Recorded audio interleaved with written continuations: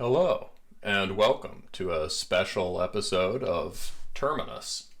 I'm the black metal guy. The death metal guy couldn't make it because he's on a global quest to find the original drum machine from the Berserker and merge with it.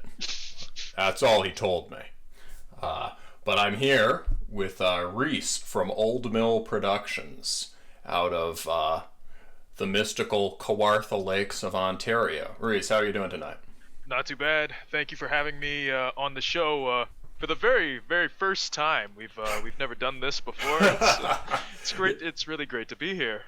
Yeah, well, no, I mean, so full disclosure to our listeners, Reese and I attempted to record this on a About a month ago now. on a Friday night, yeah, about a month ago, and we ended up with on a Friday night, not unlike this night. True. We ended up with a kind of rambling 3-hour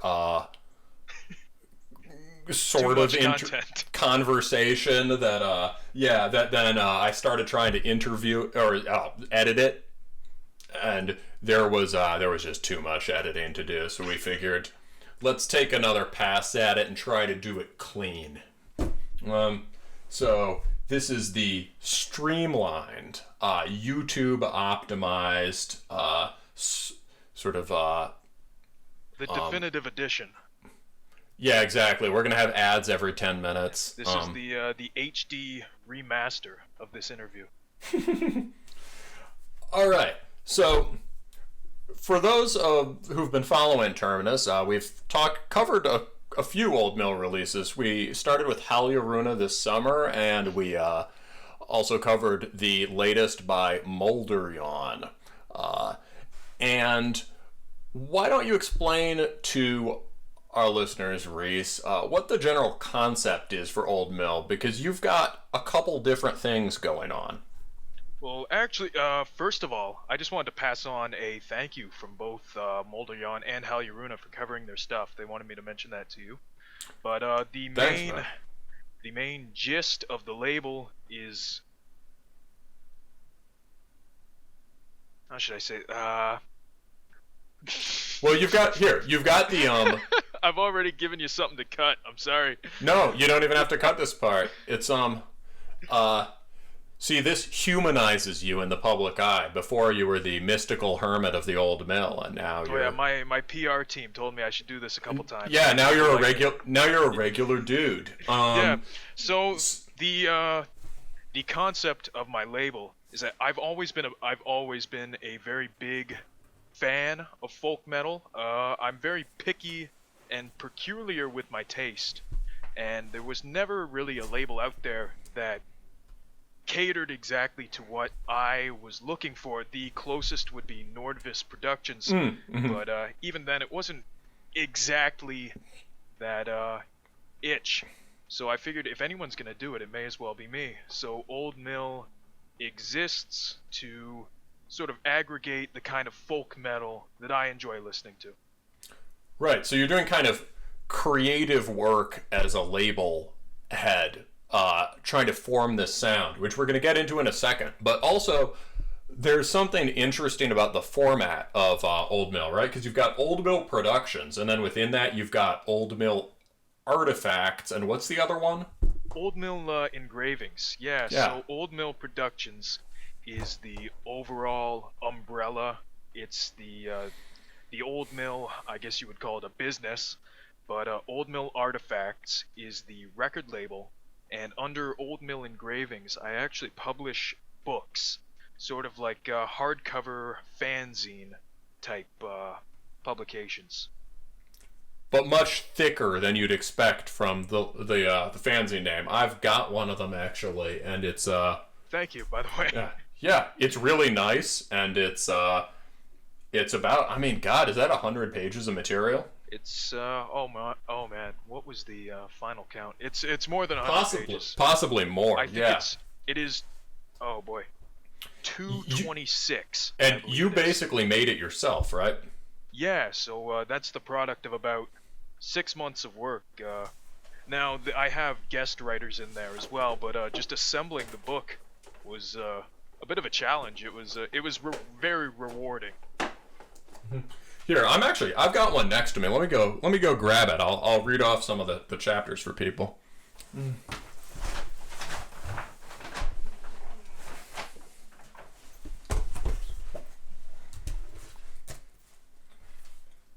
Sorry, that was just for our listeners. That was just some rumpling bags at Terminus HQ. Let's see. So yeah, got a nice. We're gonna leave that part in. Yeah, I think It humanizes you. Exactly. All right. So it opens with a lovely sort of do-it-yourself guide to Elder Futhark runes, which you said is related to a puzzle. Yeah, so we're about 3 months out from the release of the book, and there's a puzzle in there that has to do with the Futhark runes, and so far no one's found it. I've not said anything about it, but if you can figure out what it is and what the answer is, there is a prize waiting for you. I think that's cool. So Reese has laid down the gauntlet to readers of the zine. And we've got things in this like interview with Repose Records, who's a friend of yours, right? And yeah, Tom from Repose. He's a very cool guy. Yeah. He runs a label out of the UK. And let's see, we've got interview with Gallowbraid. That's kind of an interesting one. Yeah, he was a tough person to track down and get an interview out of. Yeah. And for those who don't know, the guy from Gallowbraid also turns out to be the frontman of Visigoth. Yeah, that's a cool little piece of trivia there. Yeah. We got let's see, Old Mill History, which I think is about your region, right? Yeah, so there's a lot of the area I live in and grew up in. There's a lot of very, very cool small town history, and in the book I sort of elaborate on the history of the old mill itself, where my label and business takes its name from. Cool, excellent. Yeah, and at some point, maybe in this interview, and if not, definitely in another interview, we will talk more about your regional history. Yeah, because there's quite a bit to talk about. And it's easy, especially when you're young and you're sort of wrapped up in your own shit, it can be easy, even if you think you're interested in stuff like that, it can be easy to overlook it, right? Yeah, there's lots of little obscurities and things that are. It's a tough thing to research. I spent a lot of time in the local library just writing the first book, and I only really scratched the surface of what there is to figure out and learn. So that's really you'll be seeing cool, a lot more cool stuff like that in the book as I become comfortable enough with my own knowledge about it to write it down as fact. So it'll kind of be an ongoing lore series about real life. Yeah, essentially. Yeah, and lest you think sort of Old Mill is all wussy folk metal, it includes music to lift to on page 183. So this is a cool zine / book, and it's great. I mean, you know, most of us probably can't afford things like coffee tables, but a very nice coffee table book. If you have a overturned milk crate in your house, you can set exactly. that up. It'll look really nice. You can put it on one of the crates, and you have a wooden barrel sitting somewhere. The nice hardcover means that your pit bull mix can't chew through it. So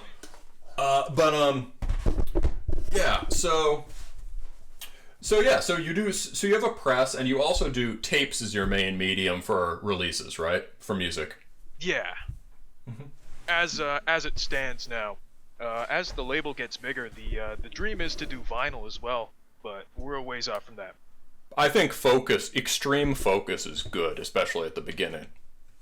Yeah, we don't want to bite off more than we can chew and under-deliver. Yeah, I think that's wise. And so you do really nice editions of these tapes. Anything about the the design or manufacturing process you think people should know? So the first 2 tapes were done by myself and a friend named Nico. He himself is a graphic designer, and I had never used Photoshop before this year. So after those 2 tapes, he sort of showed me the ropes of graphic design, and everything else since then has been me just figuring it out as I go along. And which were the first 2? That was Molder Yawns from Whence the Woods and the Jarazite Split. Cool. So it's shown as is on the Bandcamp. Those both came out in April of this year. Yeah. So the Bandcamp, the digital copies will just have the flat tape layout as their art. Yeah, and for especially for just learning yourself this year, there's a very unique design sensibility to these. Consistent. Thank you. With, I like to do things that are. Sorry, I just spoke right over you there. You are the interviewee. I am but a midwife. All right. I like to. Fuck. We're gonna have to cut this part. I lost my train of thought completely. I'm sorry. Something about design sensibility. Yeah. How's this? Colors. There's a current shift towards lots of colors in metal covers. However, some of them are annoying colors. Yours, So I think I have an eye for things that look nice, is what I'll say. I wouldn't call myself a designer by any stretch, but I think I have an eye for things that look at least aesthetically pleasing. There's often a real focus on landscape pictures, which are some of my favorite things. Do you take the photos, or are these by the bands? All the album covers are provided to me by the band. I do the overlay, I do the layout, I choose the colors of the additional artwork that goes on it. For example, the borders, the text colors, I choose all that. I choose the fonts. So I just work with the raw artwork they give me, and I do my best to lay it out in a way that would look nice wrapped around a tape. And nice it looks. So if you go on to the Bandcamp page, you'll see Robes of Snow's first album, which is the Autumn Stag tape. The layout looks very, very bad as a Bandcamp as the little square in Bandcamp, but when you see it as a tape, it looks quite nice, I think. I can see that. Yeah, you have to imagine the left side wrapping around the back of the tape. These pictures aren't meant to be looked at as a flat digital square image. Yeah. Although some of them can be both. So lots of real design sensibility to the tapes. What would you say about Old Mill? You clearly have a focus on physical objects, right? Yeah, so that ties into the name artifacts. I wanted each release to feel like something substantial. Like, so I do lots of little extra items. Each tape comes with some special item that will hopefully sort of give an insight or invite you into the world of the album. I always like getting little extra things with my tapes when you can tell that an artist has put extra care into the presentation, into giving you something substantial with your album.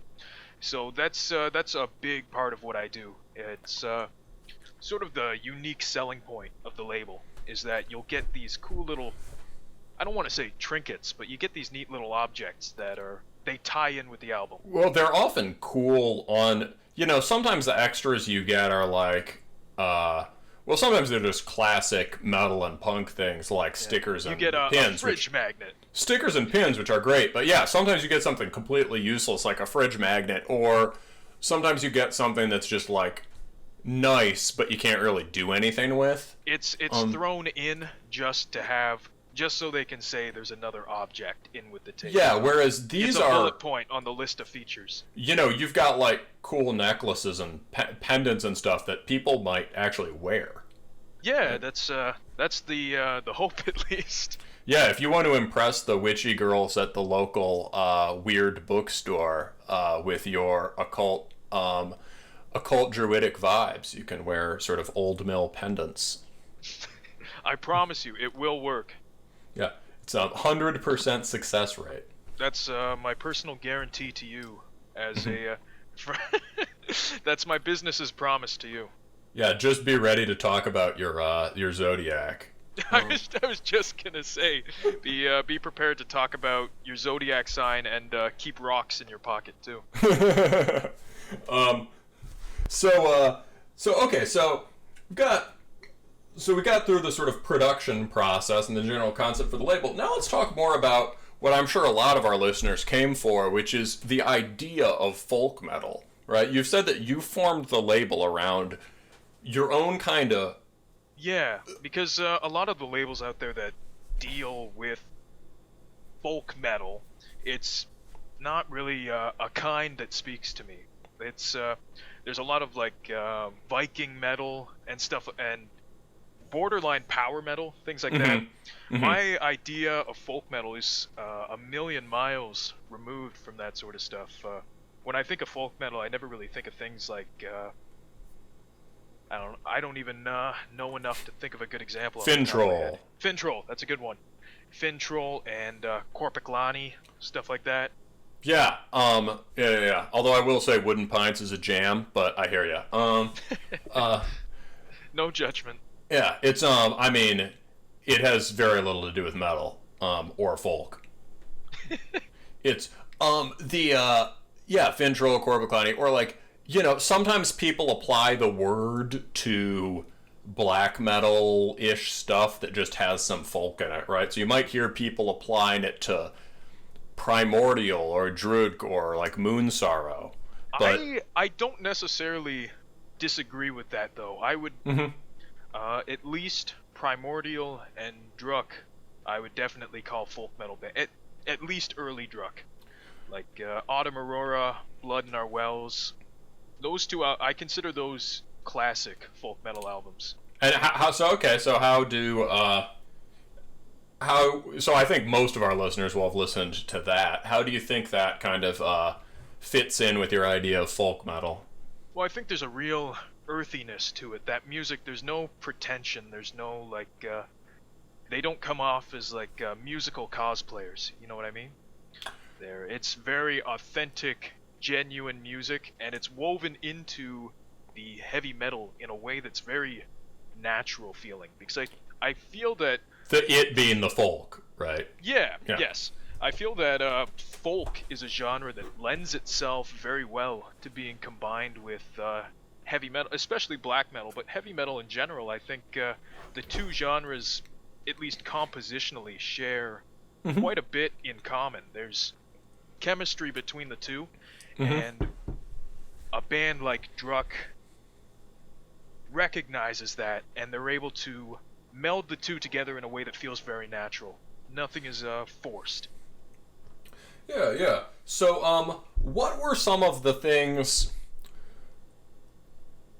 Yeah, I think right now, there isn't really a band on Old Mill that sounds like folk metal in that sense, though, right? Not as far as Druk goes. Because Druk is pretty far to the black metal end of the spectrum, right? Yeah. The bands I currently have signed to Old Mill, they're all...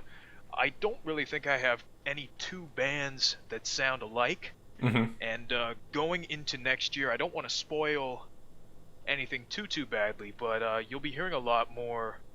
There will be a lot more variety in the bands I'm putting out next year. All right, get ready for Drug's Ukrainian Cossack battle songs out on Old Mill Artifacts. I'm just releasing Druk's entire discography. Yeah, Druk is actually going to release their first good album in a decade on Old Mill. I kid. I kind of like every... What? You weren't a fan of their last No, one? I actually kind of like virtually everything that guy does. Even Bad Drudk is pretty good. I think the last one was better than a lot of what they've done in a long time. Their new music is good in a very, very different way. All of the folk influence has pretty much evaporated, and now they're just playing good, atmospheric-minded black metal. I'm not sure it's black metal either.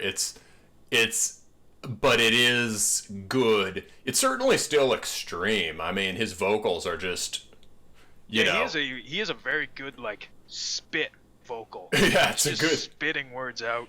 It's a good barrier of entry for people. A barrier to entry. I'd say the new stuff almost reminds me of Neurosis a bit. So, I can't say I'm too familiar with Neurosis. That's a blind spot for me. yeah, it's more punk scene stuff, but you'd like I them. might be Anyway. I might be showing off my age when I say that I'm not familiar with Neurosis. I might be showing my age by mentioning them. saying you are. But no, I think as far as punk origin stuff, you'd like it because it has big bass and folk. But what inspired your specific notion of folk metal then? We've talked a bit about this, and I think you've sent us some sample tracks.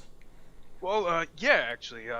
So I noticed that a lot of bands that tag themselves as folk metal, they're just pretty standard black metal bands that just sort of bookend their songs with acoustic intros and outros. And while there's nothing inherently wrong about that, I don't know if that's enough to call yourself folk metal to really, you know what I mean? Mm-hmm. Yeah. So I actually sent some examples of bands that do that, but in a way that's good. Yeah, because you're aiming towards the more substantial the incorporation of folk, the better, right? Yes. Yeah, I look for and appreciate bands that it's very clear that their relationship with folk music goes deeper than just adding texture to a heavy metal song.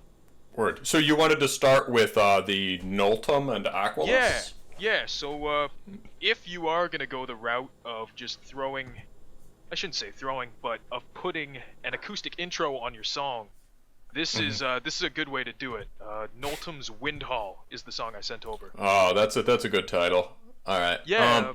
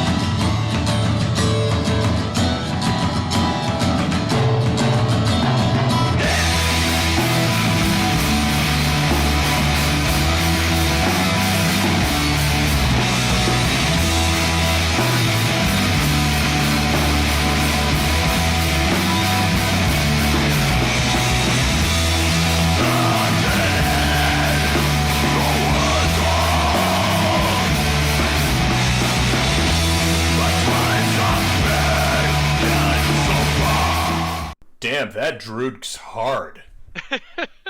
Yeah, it's really good. I really like that. So I like. I really like that. Yeah, they've unfortunately only got 2 releases out at the moment, but they have a new album that was slated to be released at some point this year, but I think that's it's shaping up to be next year. It's even better. But that really so the way a lot of bands do this, they will write sort of a soft, gentle acoustic intro, and then they try to catch you off guard by throwing in a big, heavy metal riff that contrasts with the acoustic intro, except it doesn't catch you off guard because you're expecting it. It's the oldest trick in the book. Every band does this, but the way Noltem worked it in there, I don't really think they were trying to catch you off guard when they threw in the metal riff, because as that acoustic intro is playing, you hear the drums in there, and they have a very metallic sound. Those drums do not sound like an instrument you would hear in folk music. I see what you mean. You have like a bit of that metal taste palette in there even before the riff kicks in, and I think that's just a clever way of bridging the 2 genres together if you're going to segregate them into their own parts of the song. Yeah, you're really kind of integrating them. Even though you've got separate parts, there's already some interplay going on. Yeah. And the chording in the black metal, in the metal part, the chording is very similar to the chording during the acoustic part. If you were to play it on an acoustic guitar, it would just be folk music. That's the thing Druk is so good at. But yeah, I really like that song. It's a good example of just a clever way to, even if you heard that first little clip of music, the acoustic part, divorced from any context, you would know that something that isn't exactly folk music is coming up next. Yeah, for sure. It's taking advantage of the convention. It's like a build up in a hardcore song or something. It's like it's coming. Here it comes. And the second sample I sent you actually is from a band that's very, very dear to me, Aquilus. They released this album Griseous a few years back, and I don't see too many people talking about it anymore. But when it released, it made a pretty big splash, and the transition from the acoustic intro to the heavy metal part in the opening track, Nile, might be one of my favorite musical moments of all time.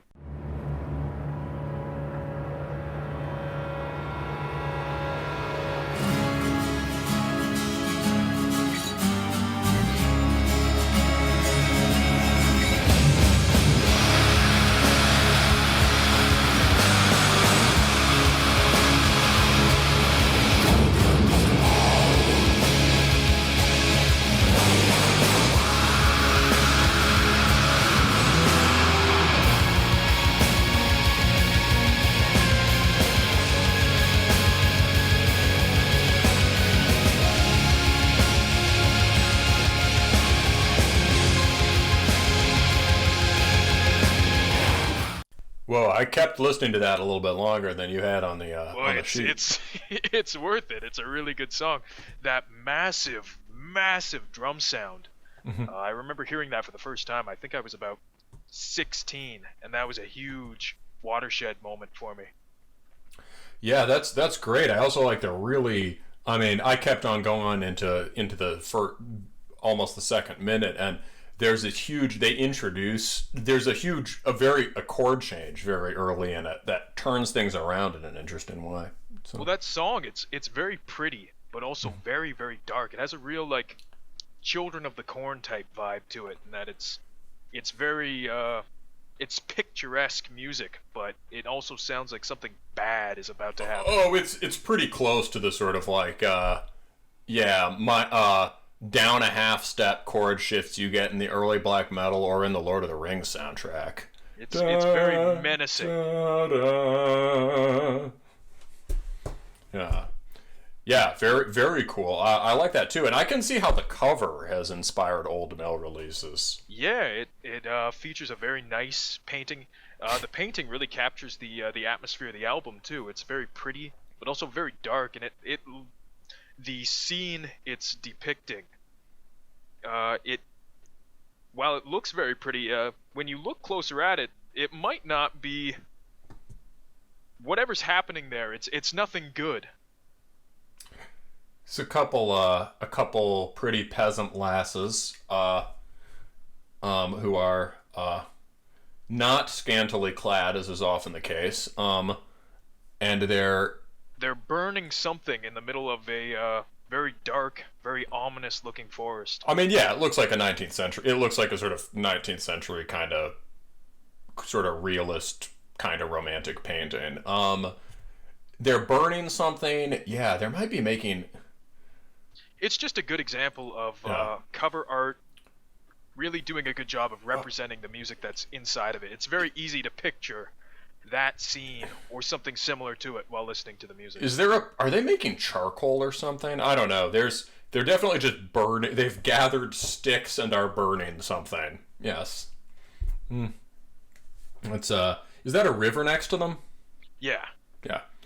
I assume you own this on vinyl or something? I do, yeah. He listed a couple extra copies for sale a few years ago. This is one of those albums that this doesn't happen super often to folk metal, but it's one of those albums that went for like ridiculous sums of money on Discogs, so I was very happy to get my hands on a copy. I've definitely seen this cover pop up on YouTube, so it's got some sort of persistent afterlife. Yeah. All right, let's listen to a couple of these other samples. Do you want to go to? So we've done good intros. Now, what would you've got an Opeth song here that's also an intro.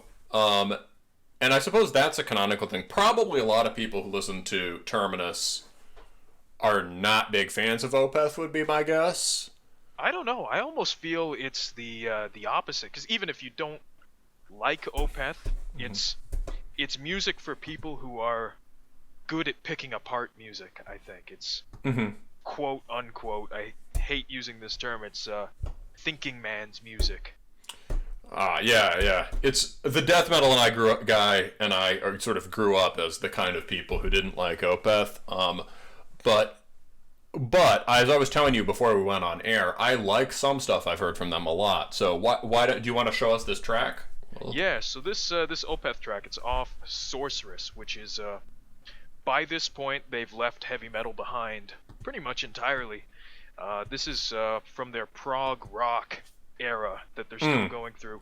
But that album, Sorceress, has a foot very firmly planted in folk music, as quite a bit of Opeth stuff does. And this track is the sort of folk music I would like to hear incorporated into metal more than it is. So if you want to play from the very beginning of the song, just listen to the guitar tones. You very rarely hear anything like this in metal, and I think it's it would be an interesting thing to hear. Okay, cool. Let's go.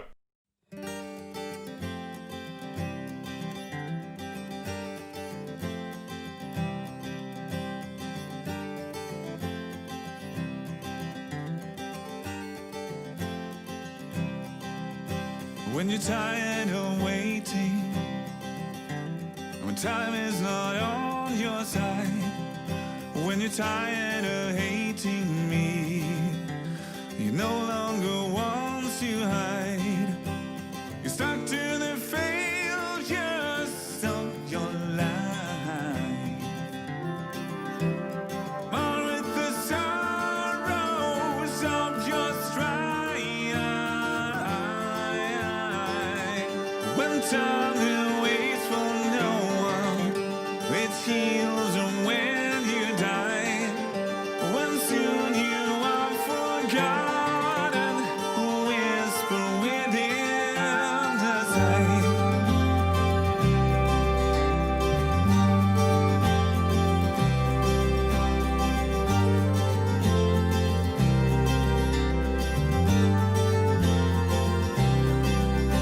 When this trouble had made you.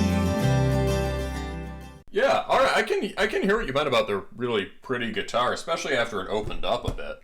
Yeah, so the way I listen to music, I listen to it almost entirely for the feel, for the atmosphere. And that's just a very calm, like, you're a farmer sitting on his porch looking out at his field. That's what that music makes me think of.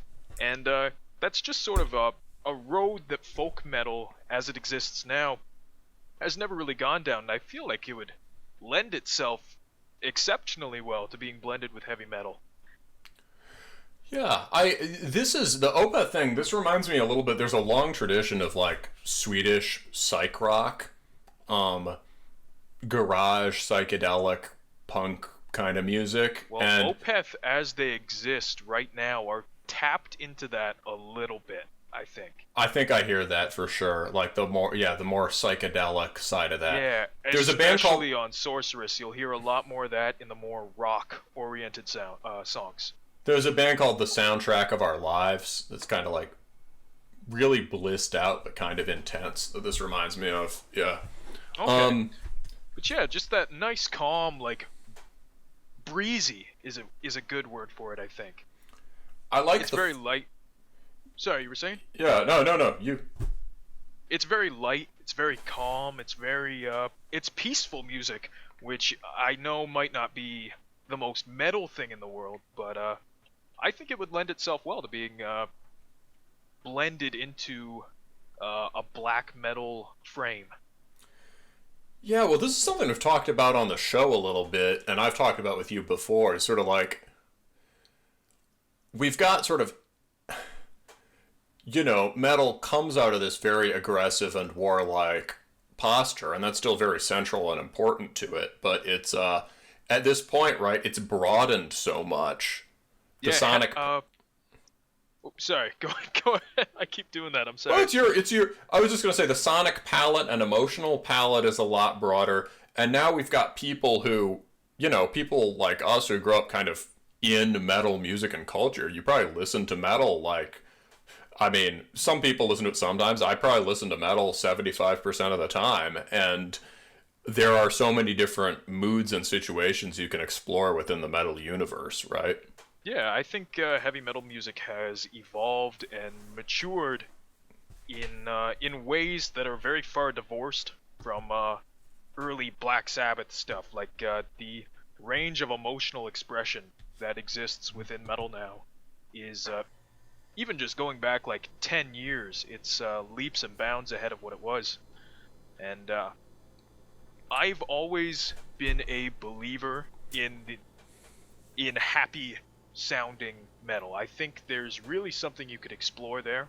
Mm-hmm. With Old Mill, I've sort of been dipping my toes in the water with that. The Jahrzeiten split, I think, is a good example of that. It's a very, I wouldn't say it's an aggressive. It's aggressive in that it's heavy metal, undeniably heavy metal, but the overall mood, I think, is a very positive one. And I think if you were to take something like that Opeth song we just listened to and put it in a heavy metal frame, you would get something that's not dissimilar to what the bands in the Jahrzeiten split were doing. All right, great. So let's shift gears now towards more of what Old Mill has been doing in this folk metal vein now, and this sort of happier folk metal vibe. So do we want to listen to some of that Jahrzeiten split? Yeah, sure. If you want to start, just start from the start of track 2 on that split by Ensomet. Or do you have one you want to lead in with? Oh, I really want to play this one part, but we can do the Ensomet thing. So this is on the Jahrzeiten split. No, go ahead. Use yours. I think we played it on the last one. I just really want to show our listeners this because it's insane. Yeah, it's a very special album. It's unlike anything else I've ever really heard. It's I'm very lucky to have had the chance to put it out. Yeah, so this is it's an interesting configuration of bands. And it's very it's heavy and kind of aggressive, but very happy. I agree. It's ecstatic music. I don't even know if aggressively positive is the right term I want to use. I don't really have the verbiage. I think aggressively positive might be good. Yeah, it's So let's go to this is by a band called Khrabat. It's Der Gefroren Pfad, which I already know exactly what part of this song you're gonna play. Yes, yeah, well, because we listened to it before. All right, go to we'll go a little bit more than a minute in. So you want to start at around 1:14? All right, yep.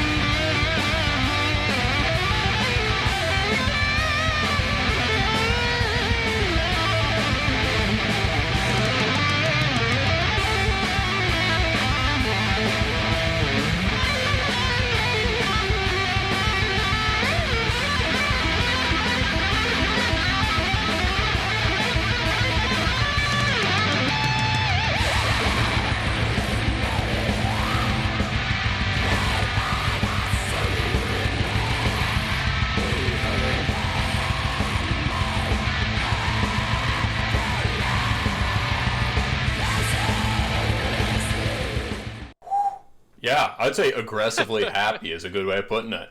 Yeah, I remember. How old would I have been when I heard this for the first time? Again, probably around 16 or 17 years old. I heard that, and I was not expecting that. I wasn't ready for that, and that really blew me away.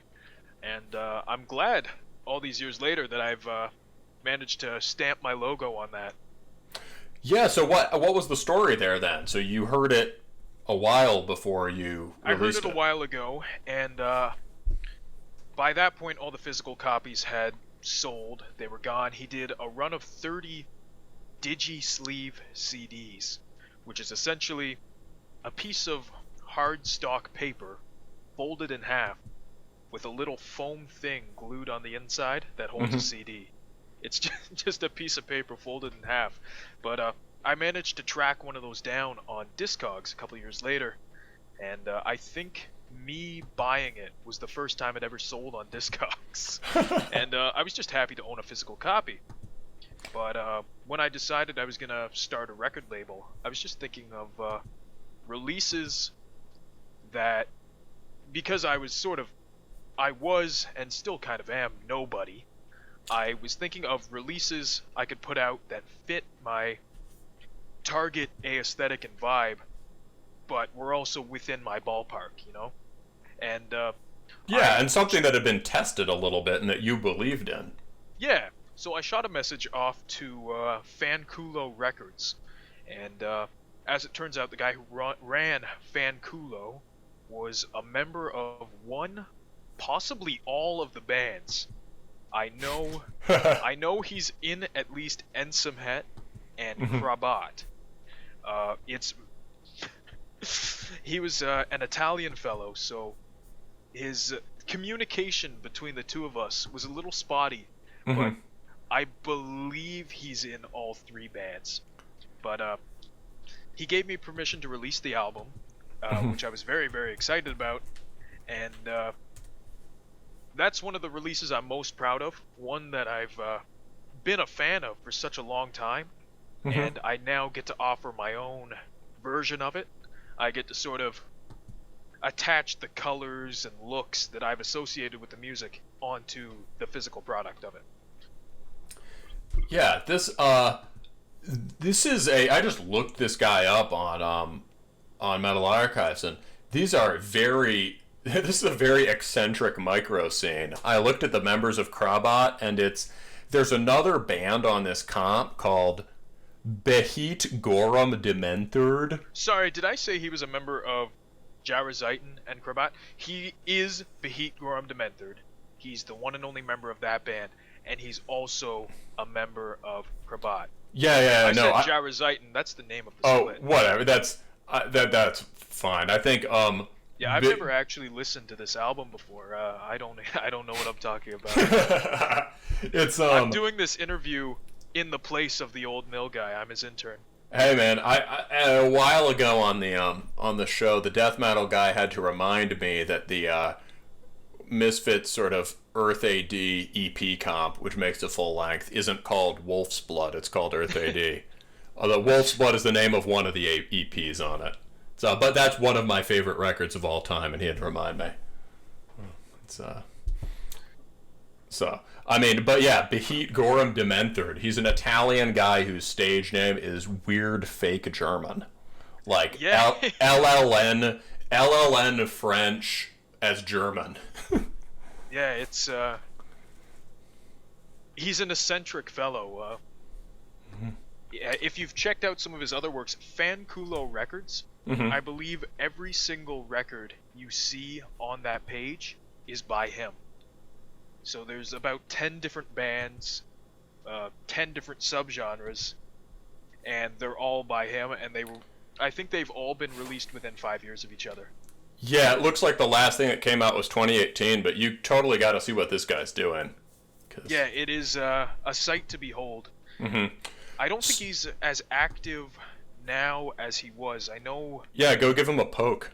Not to air dirty laundry or anything, but I think he has problems with mental health. I think he's sort of taking a break right now just to sort himself out. That's such is the way with all of the music we like. Such is the way of the artist. And such is the way with all of us, really. It's yeah. So I hope he's okay, and I hope he gets it together soon.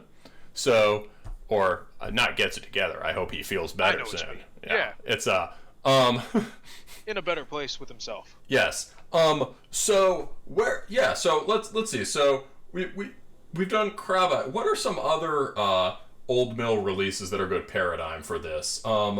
Good paradigm for folk metal. Well, folk metal, happy folk metal. It's funny because the very first release on my label wasn't even a folk metal record. It was the Molderjan record. A good paradigm for the sort of folk metal I'm talking about.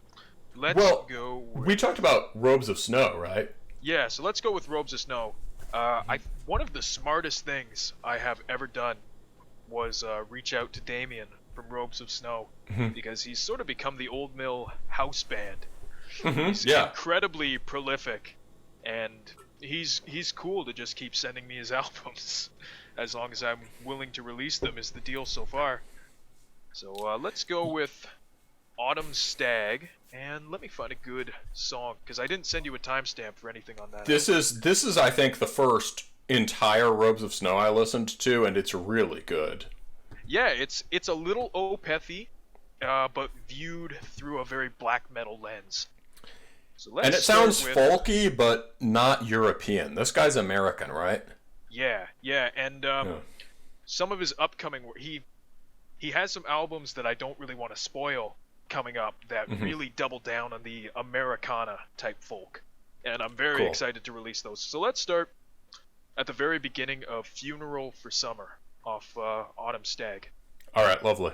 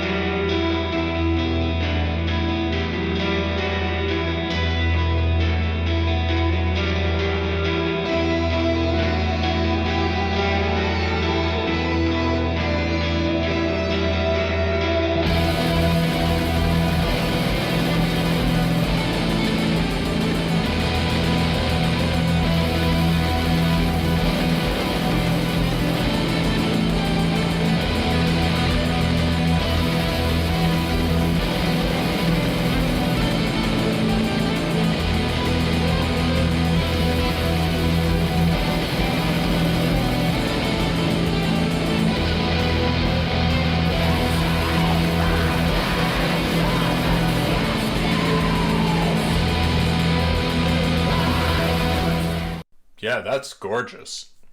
Yeah, it has that very ethereal, otherworldly quality to it. Those guitar tones are really... Those guitar tones, they're not... If you listen to that, that's not folk music. But when you hear it, it's very folky. Maybe I'm not articulating that in a good way. I get what you mean. That's kind of what I meant by sounding very American too. None of the melodies are really coming from traditional Euro folk music or even like Appalachian stuff. It's not the kind of folk music you typically hear in your heavy metal. It's sort of like a deliberate game of telephone that he's in control of. It's like folk ideas get taken up in metal.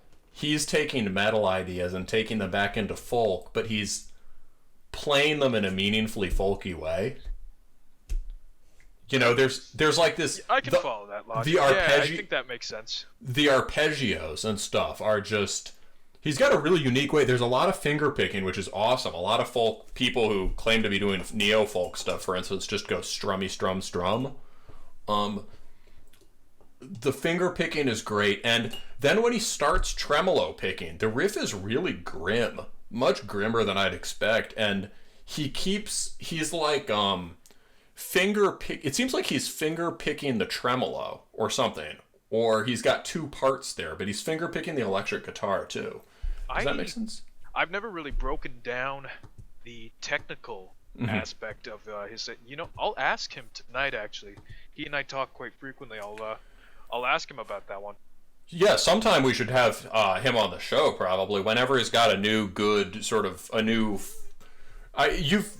something that feels like a big full-length release for him.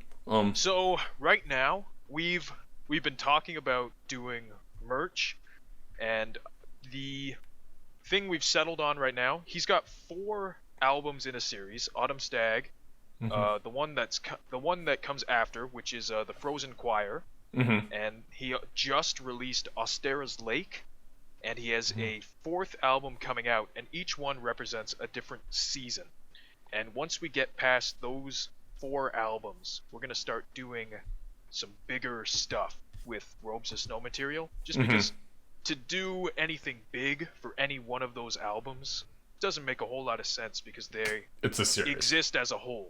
Where does Wherever the Sun Falls fall in that? That exists outside. That's just even though it's 10 songs long, it's an EP. So he has, if you don't follow his YouTube channel, you're missing out, because he writes like a song a day.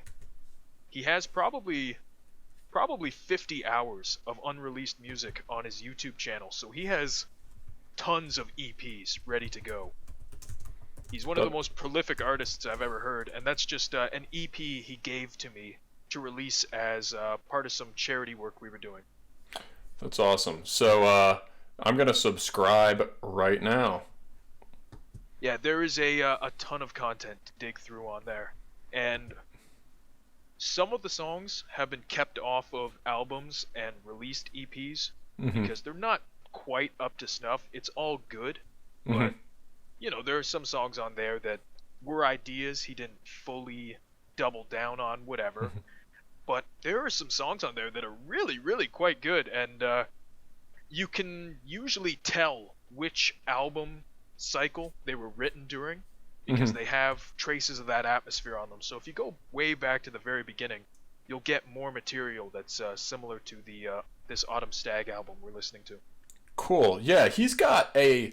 Yeah, that's an interesting use for YouTube to just sort of... it's just sort of like his journal of ideas. Yeah, musical diary.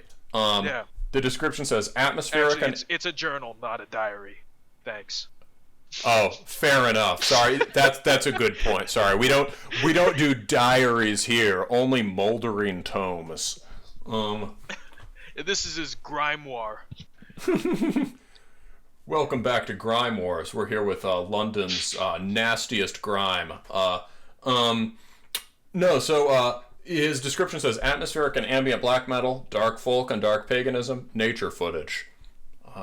Really, you get what it says you get. You get what's on the label. Another thing that I like about him is that he doesn't pretend he exists in the untouched wilderness. No, so actually, Wherever the Sun Falls, the EP we were just talking about, it's about parks and reserves where nature exists inside of this bubble surrounded by urban landscape. It's these protected places where nature is allowed to thrive. That was sort of his, that was the concept he settled on when writing that EP. His background photo's got a picture of a walkway on a park walkway or whatever, and it's like, let's be real. I mean, even if you are the kind of, I mean, there definitely are people who listen to this show, and certainly people in the black metal scene who really do live the hermit life. But a lot of us live in cities or towns or suburban deathscape and spend most of our nature time in parks, right? And that's sort of the conceit of that release, is that these places are essential escapes for people. They are I think a lot of his inspiration, I don't want to talk for him, but I think a lot of his inspiration strikes while he's wandering these parks. I think they're special places for him. So it's like you said, it's interesting that he doesn't pretend to be the hermetic black metal archetype. Well, bringing it back, I think you do a really good job of representing his stuff, and I'm sure I can talk more about it with him, but bringing it back to Old Mill, I mean, that's a common thing about Old Mill that I think I've tried to mention on the show a few times, is like this idea of doing the whole nature-y, pagan-y thing in regular life, right? Which relates to making happy music. Yeah, I wouldn't even say pagan. I think just if you're a traditionally minded person, the world as it exists right now is probably a very alienating place to you. It's not built for you. Mm-hmm. And I think a lot of young men, myself included at one point, it's very easily to just drift aimlessly. And this is something I cover a lot in the Old Mill books, is just how to really apply yourself and make something of yourself if you're a traditionally minded person in a world that is trying to mold you into something you have no interest in being. Sure. Yeah, or you get and you can also, if you have this wild escapist concept of what it's like to live outside the modern world, you miss opportunities to just be a solid person and be tapped into solid things in your daily life. Exactly, yeah. If you want society to return to Mhm. any sort of idealized state, you need to be a good example of the type of person who would exist in that society. If you Mhm. want anything good to come of the world, you need to be part of bringing that about. So, can girls listen to Old Mill releases? Can girls just... Should ladies apply, or is mm, I don't know. I think we'll let them. I think so. all right, women, you are permitted to approach. Yeah, tentatively. Yeah. I mean, honestly, I think as far as labels go, a lot of this music would appeal to girls, and like in a good way. Not Yeah, people everything often we there's do this is very girly.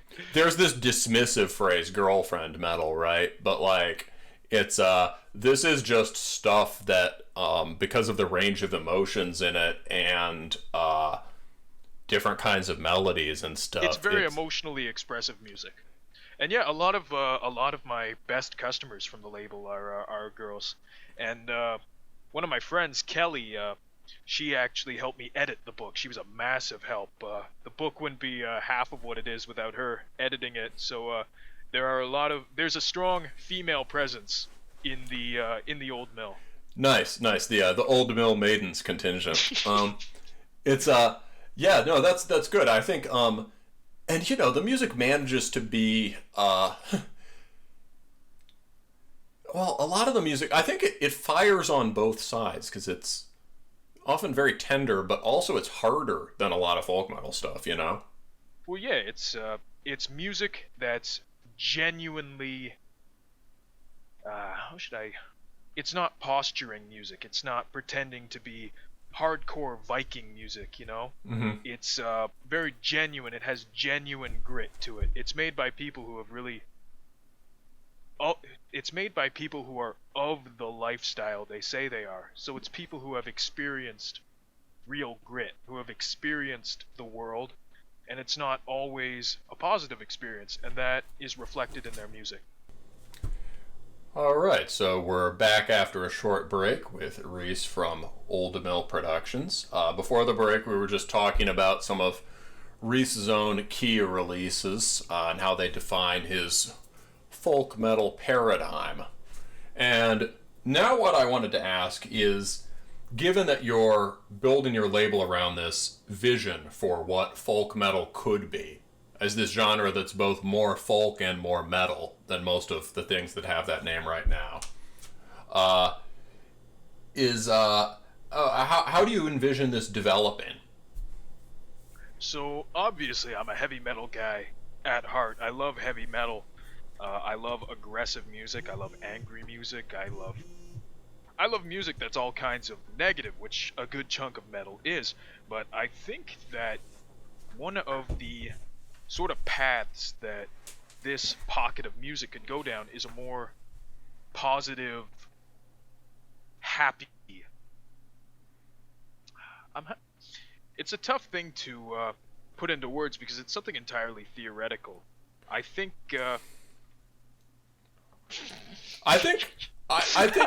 It's fine. Think about it. This interview is going to be a lot easier to edit, isn't it?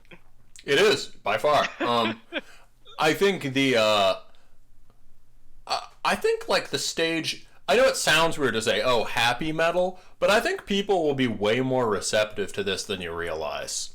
Yeah, so... Because, like, I listen a ton of... Right? Because I listen to mostly... I mean, mostly. I probably, like, a lot of what I listen to is, like, pagan-ish black metal stuff or medieval-ish black metal stuff, and some of that's pretty aggressive and angry, but almost all of it has a kind of...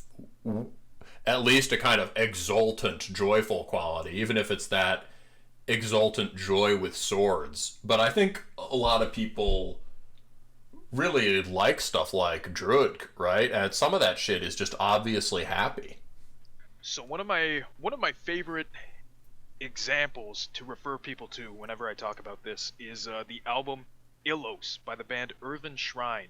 This album came out in 2014, I believe. This is one of my favorite records of all time, actually. You still have the timestamp from our last interview, yeah? I think I do. Yeah, let's see. No, I don't have that one. But all right. So let me find a good. We're making this up as we go now. So let's go to Snowfly Forest, which is track 4 off of Illos. Mm-hmm. That's a great title. And let's just start it from the start. All right, great. Sounds good.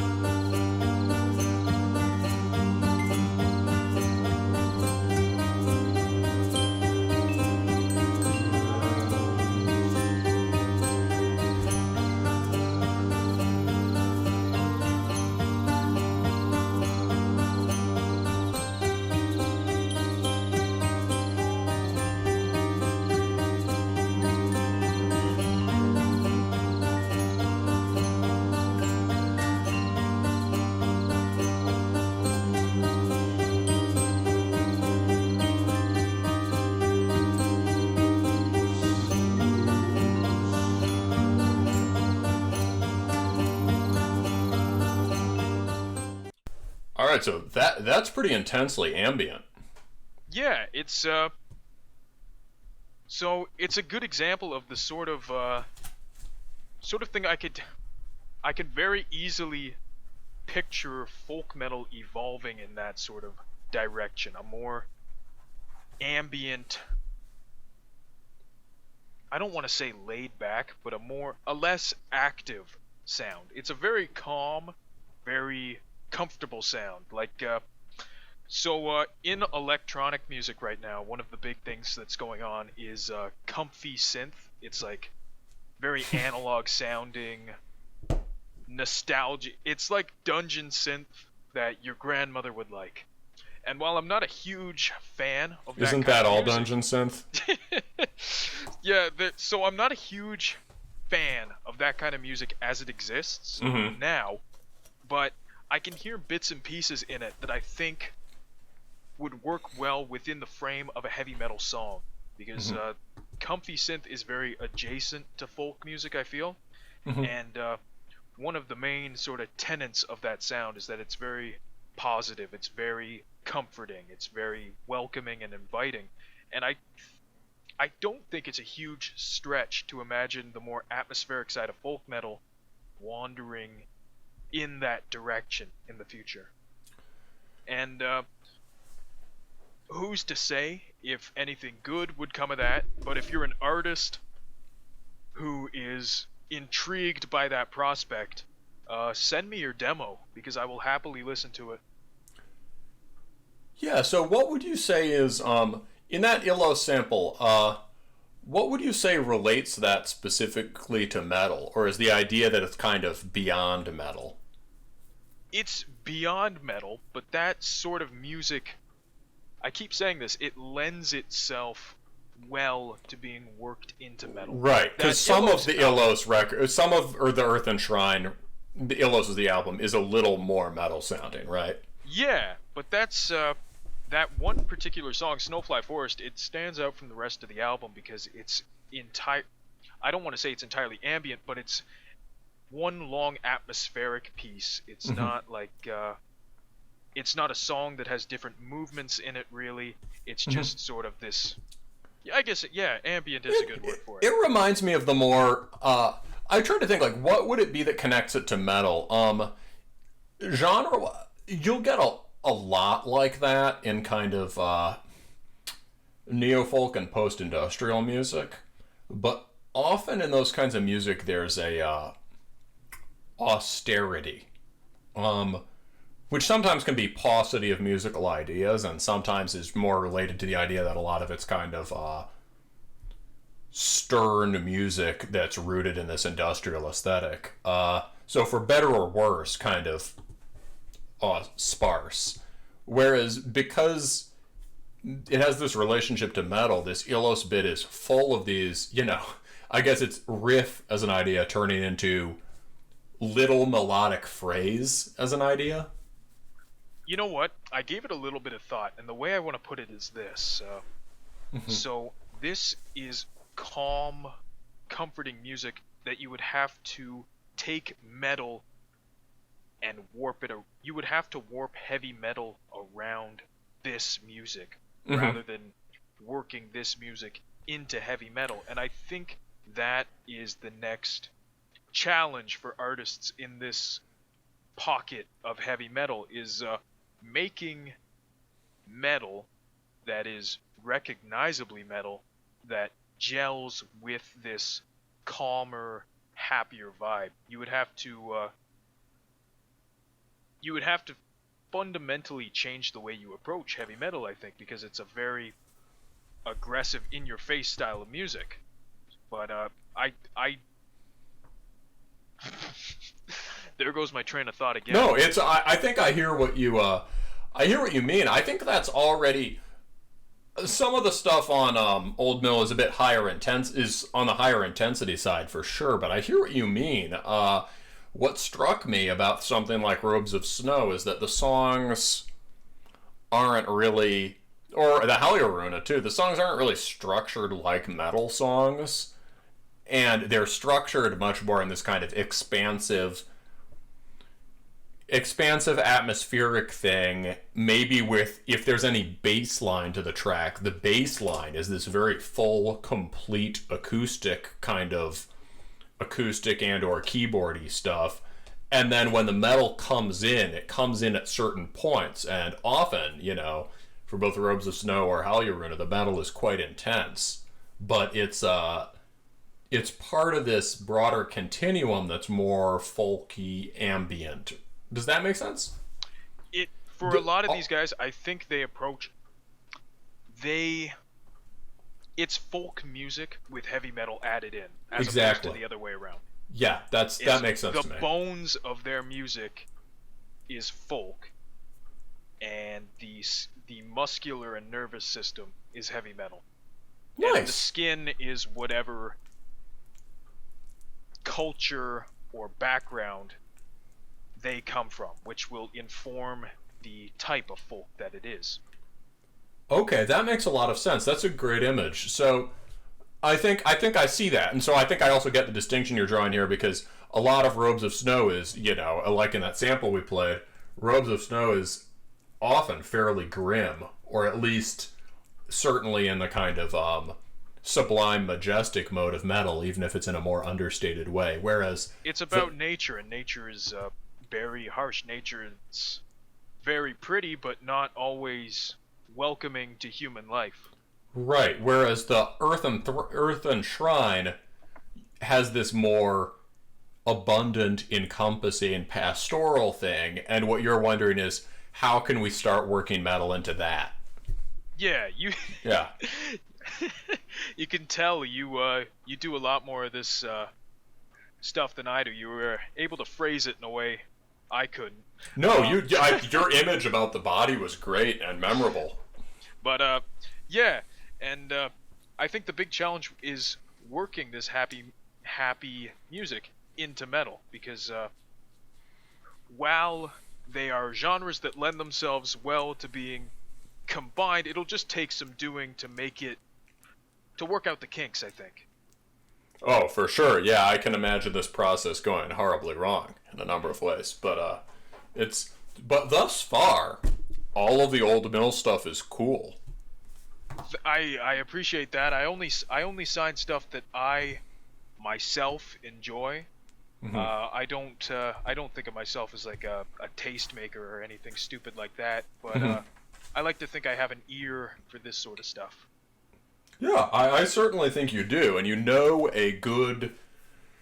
clearly, I mean, when you're doing a label, I guess doing a show's a little bit like this too, but especially when you're doing a label, you really need to cultivate this network of musicians that you hopefully like and believe in. Yeah, you need to be good at curating.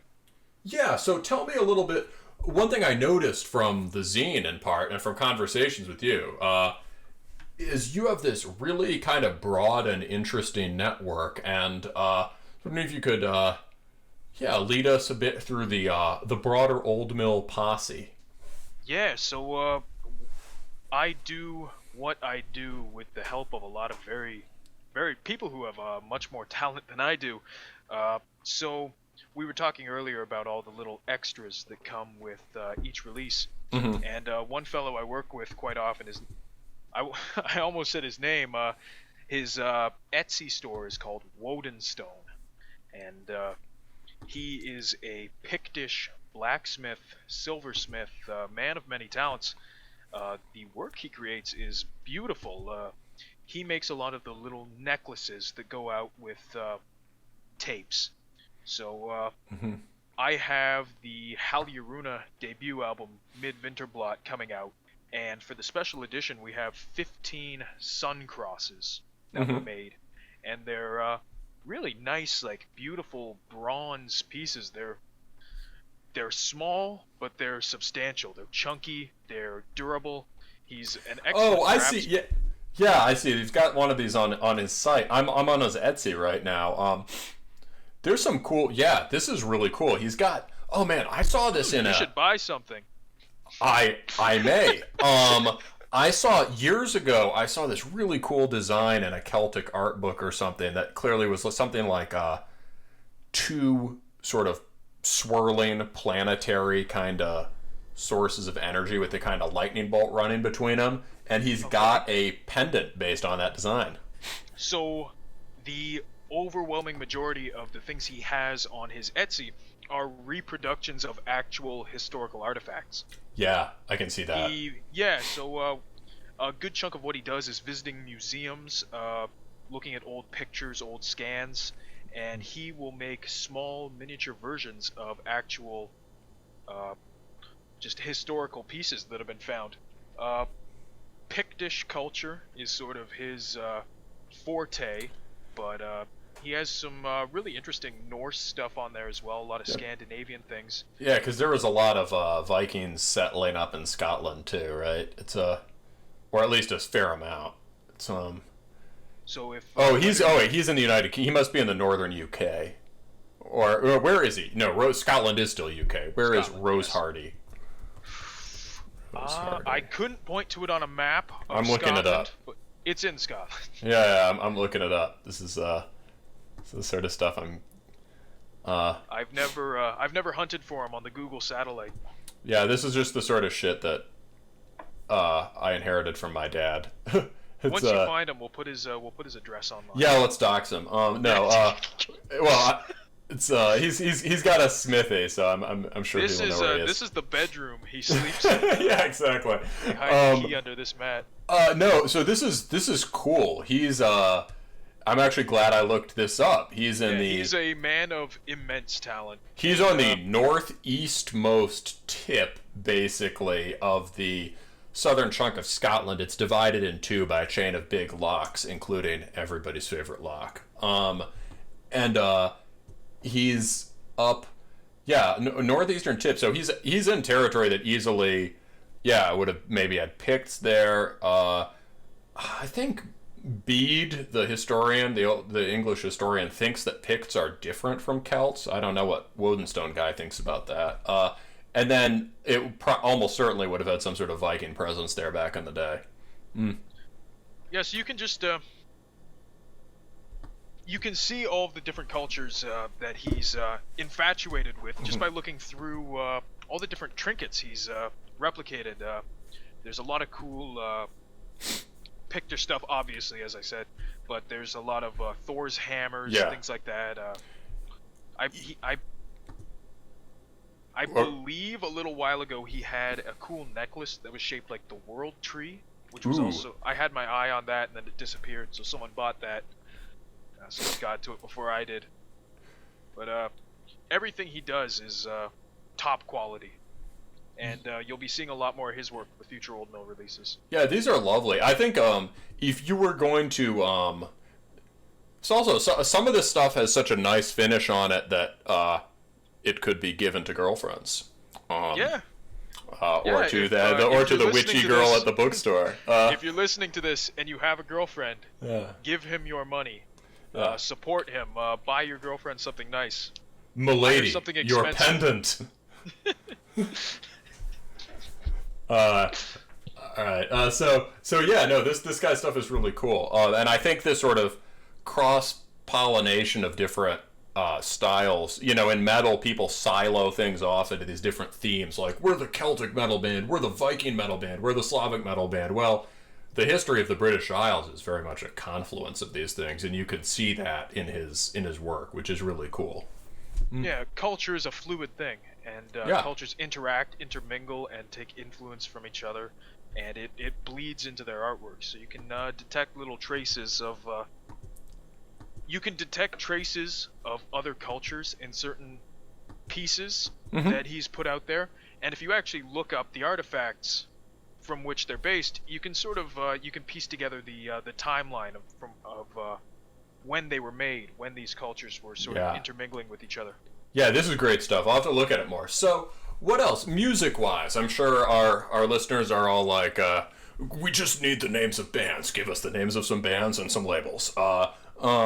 So, what about some of the other labels you're aligned with? Because we've talked about some of your bands. If you enjoy what I do, Folkvanger Records is a good friend of mine. And what he releases, it's not all necessarily folk metal, but it will appeal to the same audience. It's pagan-minded metal. He also has some cool neo-folk and ambient stuff on his label as well. Everything he releases is top quality. Yeah, I have great respect for what he does, and I agree that the neo-folkish or ambient stuff on there is of a much higher quality than what you'd usually get. He also has the upcoming Hostblood album coming out on his label, which is something I am very, very jealous of, because that's one of my favorite albums of the year. It's a really, really good folk metal album. And, was the last Hostblood, was that on Nordvis? No, but I could see it being on Nordvis. Winter Sky Records, another very good Canadian label, did the tape of the last Hostblood album, and I believe he and Folkvanger are splitting the tape duties on this one. Well, let me see. Volkbanger also has his fingers in the LP release of that album. Word. Okay, I remember this cover, Tag or something. Intig. All right. Cool. Yeah, I haven't listened to the new one for this year. So, yeah, it is on another level entirely from his debut album.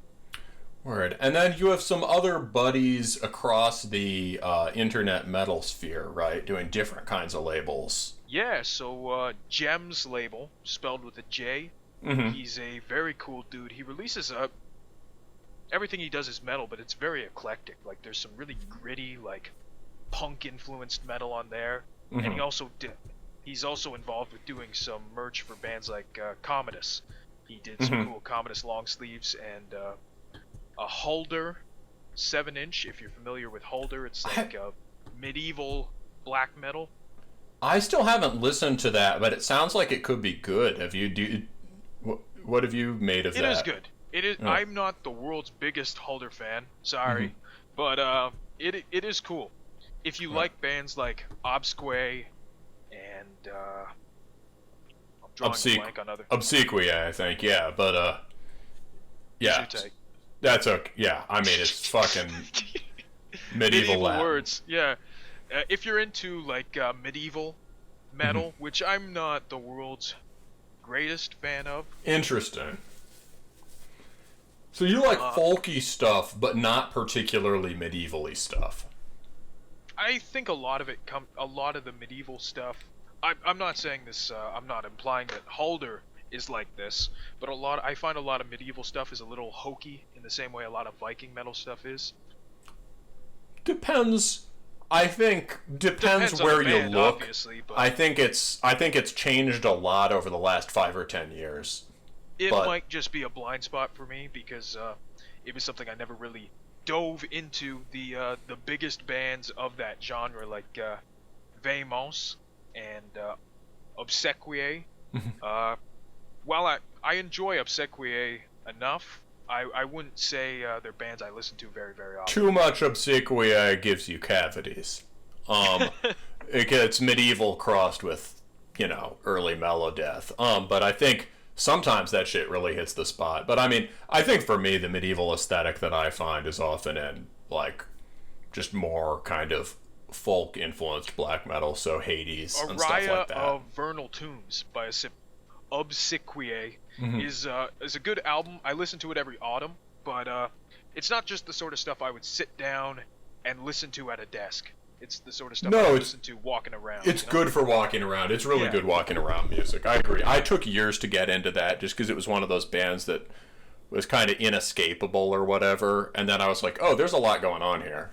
And, you and I were talking about this before we even got onto the show, was that when you see a band you have a passing interest in or no interest at all, you don't dislike them, but you're not super into them. When you see people talking about them non-stop, it really puts a bad flavor in your mouth. Yeah, well, certain things get the treatment from the metal press, and the metal press doesn't always have the greatest curation abilities. Let's put it mildly. But I have, except for Terminus, only listen to Terminus. Terminus is the gold standard of the metal media. Well, thanks, bud. Yeah, I have more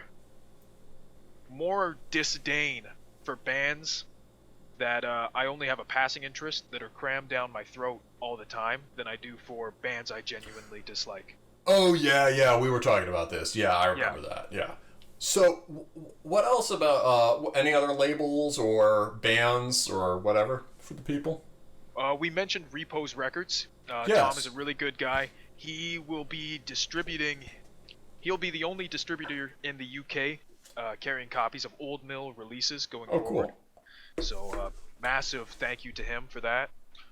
He also carried copies of the zine back when it was just like a black and white printer paper deal. So very, very grateful to him for all the support he's shown to my operation over the years, and everything he releases is really cool, really artistic. He he's another label that doesn't have one particular sound, Mm-hmm. but he collects outsider art, outsider blackened art, and it's really cool what he's doing. Yeah, there's a unique aesthetic on it for sure. I read your interview with him in your zine, in the Old Mill zine, and it was he sounded like an interesting, thoughtful guy. There's this different kind of black metal related sounds that are all forward thinking. Then there's kind of a mood uniting them all. Do you have any way of any feeling about what might draw them all together, or is that elusive? I think it's a disregard for genre conventions. Mm-hmm. All these bands like to push the envelope pretty far. Yeah. They all have this weird, like, schizophrenic approach to songwriting. Yeah, on the show we covered Thekadontion, right?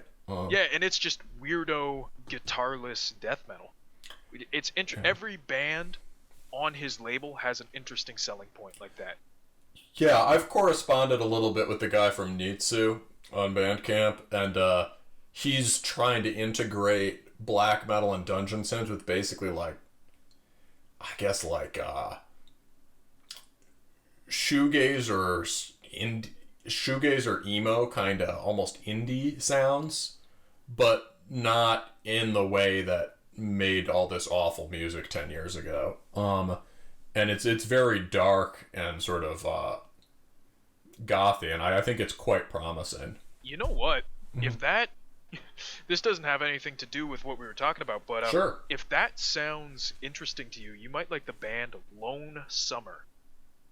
Okay. Lone Summer. Mm-hmm. All one word. Yeah, they've got like an interesting combination of like indie rock, emo, and atmospheric black metal. Really good vocals. Lone Summer, all one word. Oh yeah, so that's an emo Yeah. band name for sure. Yeah, that's Their cool. split with the band Triest is probably the best of their works. Oh, Triest is that one of those DSBM things? I feel like I've heard that name. It's the French word for sad, so there's probably about 30 Yeah. DSBM bands out there called Triest. Okay, yeah, I see. The Lone Summer's got a band Metal Archives picture that's a little bit Donnie Darko for me, but we will see how the music holds up. He's wearing a bunny mask.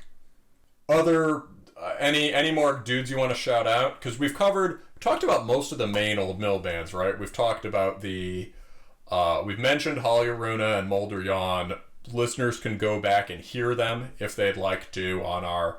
You can just check through the old episodes. You can listen to our reviews. You can check them out on the Old Mill Bandcamp. Both strongly recommended. We've talked about Robes of Snow. We've talked about the strange Italian scene around Khrabat. The only one we really haven't touched on so far would be Tanahanner. Oh, yeah. Yeah. They're a neo-folk band, so they're a little bit... This is an extreme metal podcast, so they're sort of outside the subject matter we're covering, but man, that album is so good. When the Sun Saw the Hammer.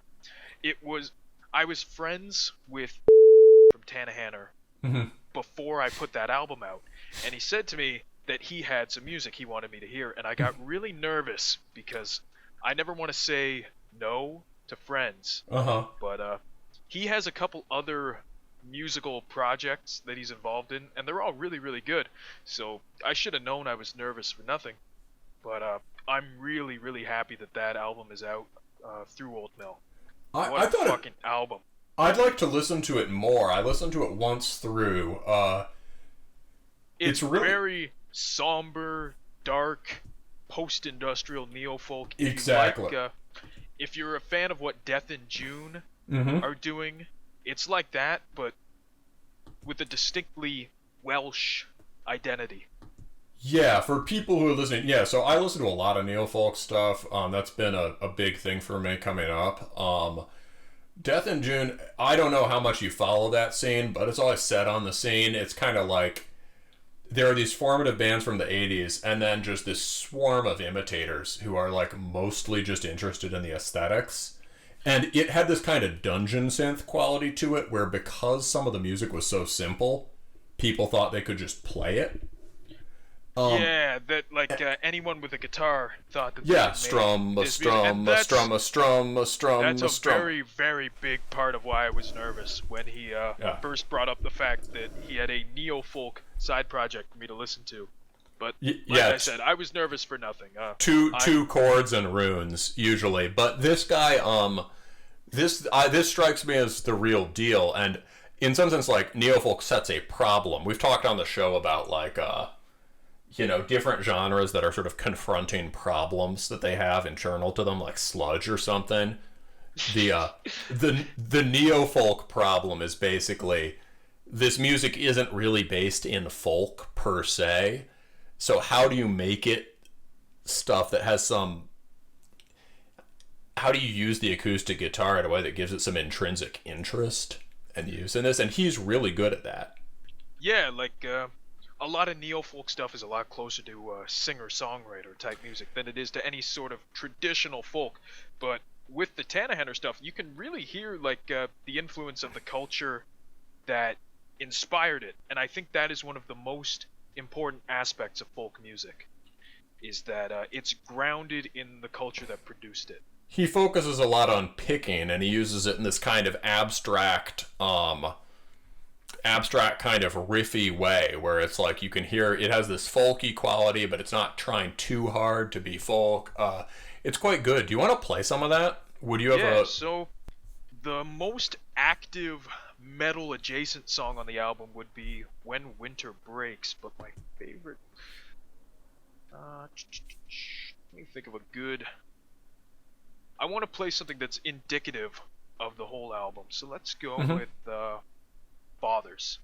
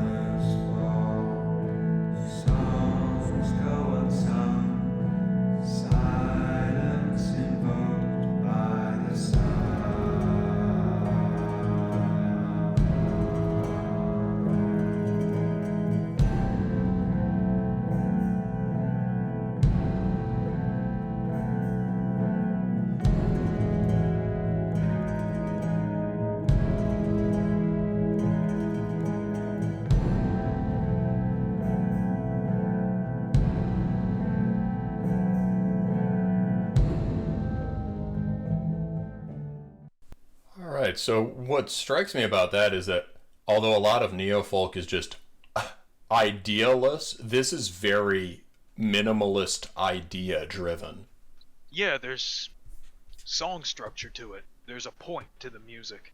Mm-hmm. That song is very somber, very funerary. Yeah. It's really creepy, a hand is about to grab your shoulder, you know?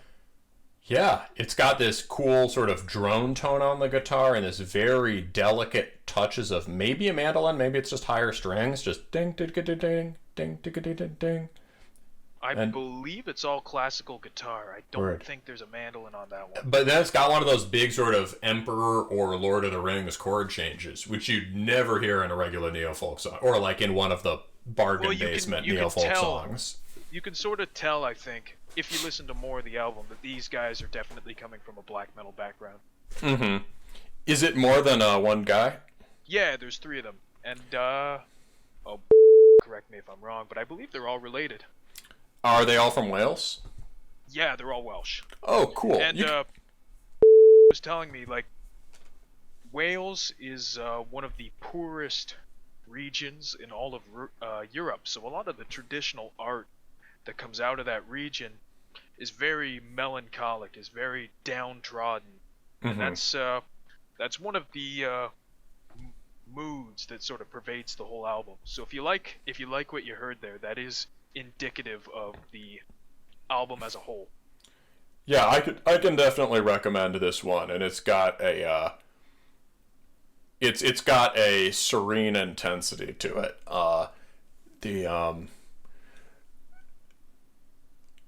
Yeah, it's cool. What was I gonna say? You see that so you see their logo on the cover, right?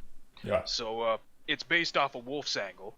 Mm-hmm. And a wolf's angle is a runic symbol that's thought to be based off of an ancient German wolf trap that would be strung over trees. So for the next Tanahanner Tanahanner, even though it's spelled Tanahanner. Interesting. Okay. Is that Welsh? Welsh Are an interesting people. It sounds like it's German. But... It's Welsh. It's a Welsh word. Yeah. Tanahanner. For the next Tanahanner album, I don't know how feasible this will be, but we're going to try to have wolf traps go out with 5 special editions.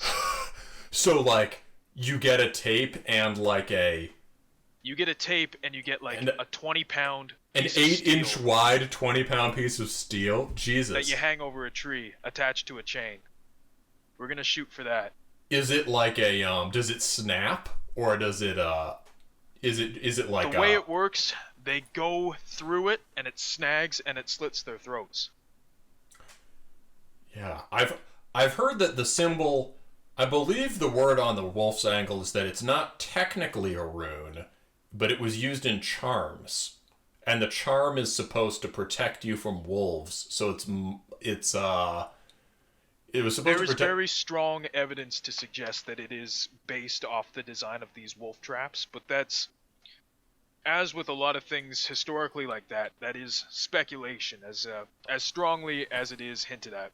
Oh, for sure. All I meant was, like, you won't find the wolf's angle in a Futhark or anything. It's this kind of rune-looking thing, maybe based on the runes, that gets used in magic. Yeah, I'm just being an autist. It's but That's all right. Feel free. Yeah. So we're gonna do our best to make that happen. Yeah.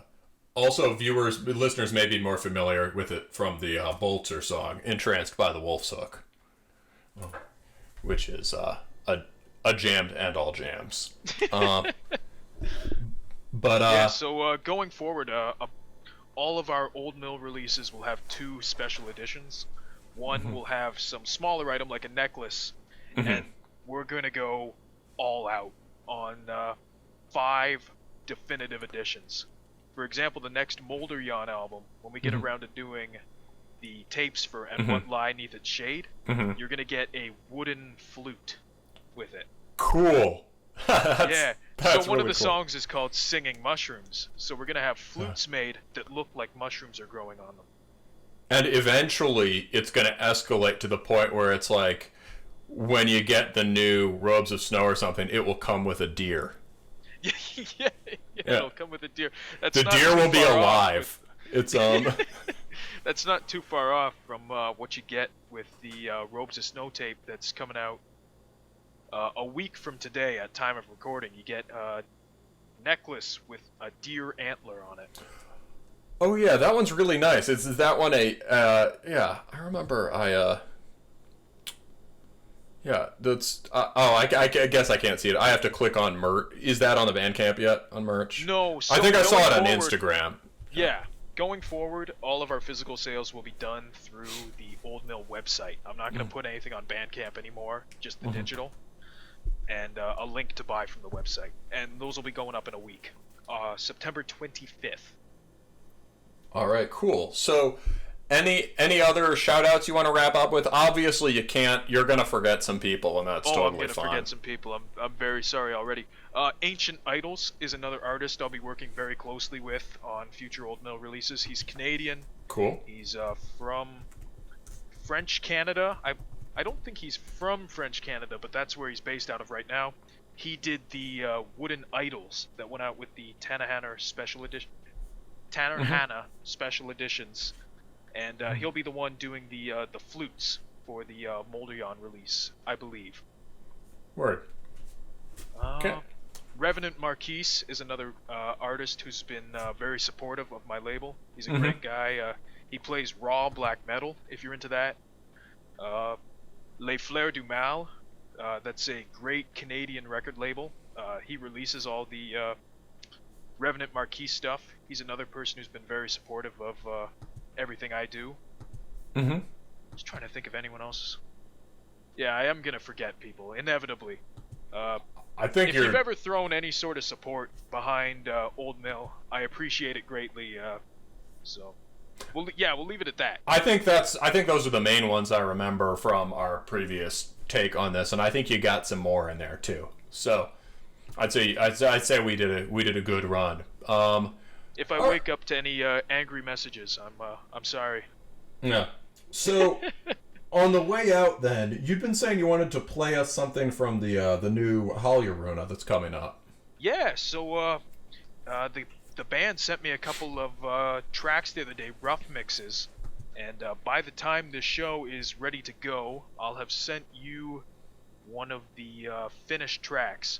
But if you liked what they did on their debut album, you'll like this even more, because it's just awesome. A more full-bodied, fully realized version of that. So, any sort of concluding remarks, or just lead us into this track, or what? Thanks for having me on the show for a second time. It's really fun just to be able to talk in a casual setting. If you've ever spoken to me through Instagram, I'm a lot more formal. I like to keep things pretty professional with the label, so I don't often have an outlet for fun, casual talk, especially about the music I listen to. So it was really fun being on the show. Great, man. Thank you, Reese, for your support of Terminus, and let's roll out on this new Haljoruna track.